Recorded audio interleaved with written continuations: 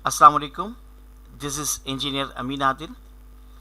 इससे पहले आप एनटीएस के पास पेपर्स के सॉल्यूशंस की वीडियोस देख चुके हैं। 2009 से लेकर 2014 तक की वीडियोस हमारे चैनल एक्सेलेंस ऑनलाइन पर मौजूद हैं। आइए 2015 का पेपर सॉल्व करते हैं। क्वेश्चन नंबर 1 की तरफ आते हैं। Choose the word most similar in meaning to the capitalized one, यानी आपको बताना है सिमिलर मीनिंग, यानी कि सिनोनिम बताना है। क्वेश्चन है brutal.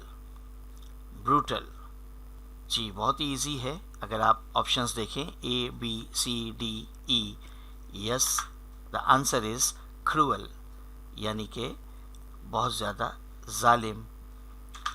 Come to question number 2। Choose the word most similar in meaning to the capitalize one. Again आपसे सिनोनिम पूछा गया है। रिलीव्ड, ठीक है, it is also very easy. A B C D E अगर आप देखेंगे तो आपको आसानी से मिल जाएगा। Answer is C, relaxed. Relieved, relaxed, आराम से पुरसुकून से होना, एडजेक्टिव है ये। Question number 3। Choose the word that is opposite in meaning to the capitalize one. अब आपने एंटोनिम बताना है कॉन्विक्ट का। कॉन्विक्ट वो आदमी होता है जिसे कन्विक्शन दे दी जाती है कि ये इसने क्राइम कर लिया है, यानी ये क्रिमिनल को कहते हैं। जिस पर फर्द जुर्म आयद हो जाती है उसे कॉन्विक्ट कहते हैं। आपको इसका ऑपोजिट देखना है। सो ऑपोजिट है सी, एक्विट। एक्विट उसको कहते हैं कि कानूनी तौर पर साबित हो जाए कि उसने कोई जुर्म नहीं किया और बाइज्जत तौर पर उसे बरी कर दिया जाए। इंग्लिश में से कहते हैं कि सेट फ्री, आज़ाद, कानूनी तौर पर आज़ाद आदमी को एक्विट कहते हैं। क्वेश्चन नंबर 4 की तरफ आते हैं। Again it is a question of antonym. Opposite बताना है, वेरी इजी। अम्यूज्ड, अम्यूज्ड का अगर आप सिनोनिम देखेंगे तो प्लीज़ मिलेगा, लेकिन यहाँ आपको एंटोनिम बताना है। यस, सी, अनॉयड। अम्यूज्ड पुरलुत्फ, तफरी कर रहा हो। अनॉयड बरहम हो, नाराज़ हो, एंग्री हो। Question number 5। Complete the sentences by choosing the most appropriate option from the given letter choices A to D or sometimes A to E। देखें इस पेपर में कुछ में 4 ऑप्शंस हैं, कुछ में 5 ऑप्शंस हैं। क्वेश्चन है the milkman dash many bottles of milk to our school every day. Every day, जिन लोगों को मालूम है कि एवरी डे का इस्तेमाल जब होता है इसका मतलब है ये प्रेजेंट टेंस है और प्रेजेंट इंडेफिनिट टेंस है, ठीक है। हालांकि यहाँ आपको परेशान करने की कोशिश की गई है हैज़ डिलीवर्ड और हैव डिलीवर्ड, तो आप समझेंगे कि चूंकि मिल्कमैन सिंगुलर है हैज़ डिलीवर्ड होना चाहिए, लेकिन यहाँ परफेक्ट टेंस का कॉन्सेप्ट ही नहीं है, ये प्रेजेंट इंडेफिनिट है। Delivers, the milkman delivers many bottles of milk to our school every day.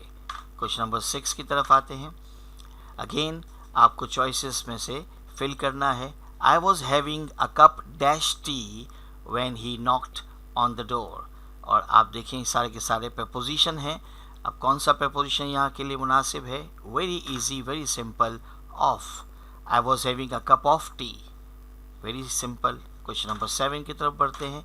7 और 8 ये 2 क्वेश्चंस पैसेज से पूछे जाएंगे। आप पैसेज को रीड करें और जब आप पैसेज को रीड कर लें तो फिर क्वेश्चन की तरफ जाइएगा, बजाय इसके कि मैं यहाँ पॉज करूँ, आप वीडियो को पॉज करके इसे पढ़ लें, ठीक है। Okay, come to the question. अगर आपने पैसेज अच्छी तरह पढ़ लिया है तो आप आसानी से आंसर दे सकते हैं। क्वेश्चन है some substances are alive and some are not. Which of the following statement best describes this belief according to the passage? Yes, transformation in natural substances was unnoticed in ancient times। ये passage में मौजूद है, अगर आप पढ़ेंगे अच्छी तरह से आप मालूम कर लेंगे। A is the right answer। Question number 8। There was nothing but doth suffer a sea change into something rich and strange means इस सेंटेंस का क्या मतलब है according to the passage? Yes, A और B दोनों ठीक हैं। The transformation of seed into a tree, B in everyday life, natural things can change drastically. So according to the passage, both A and B are correct. So option E is correct. Option E is correct, जो कि बताता है कि A और B दोनों sentences correct हैं according to the given passage. Question number 9 की तरफ जाते हैं। ये एरर डिटेक्शन है। ए बी सी डी में से कोई ग्रामेटिकल एरर है, और अगर कोई एरर नहीं है तो आप ऑप्शन ई की तरफ आएंगे, जिसका मतलब है there is no error in the sentence. Sentence पढ़ते हैं।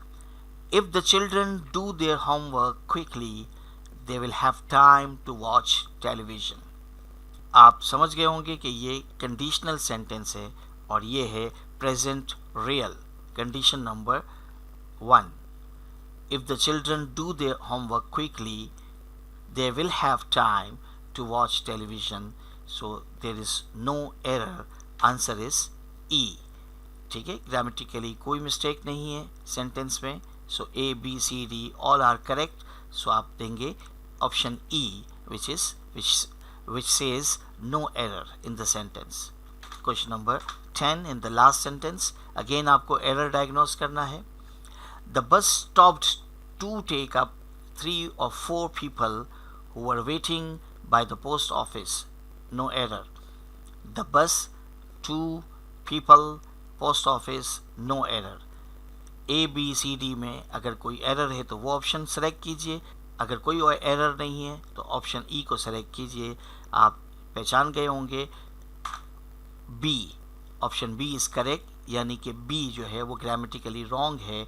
The bus stopped to take up, T single O to होना चाहिए, यहाँ डबल ओ टू लगा दिया गया है जो कि मिस्टेक है। तो ये थे 10 क्वेश्चंस के आंसर्स। हमें यकीन है कि वीडियो आपको पसंद आई होगी। अगर पसंद आई है तो कमेंट्स में आप कुछ ना कुछ रिमार्क्स दीजिए, और हमारे YouTube चैनल एक्सेलेंस ऑनलाइन को सब्सक्राइब कीजिए, बेल आइकन को प्रेस कीजिए ताकि नोटिफिकेशंस बर वक्त आप तक पहुंच सके। Thank you very much. खुदा हाफिज़।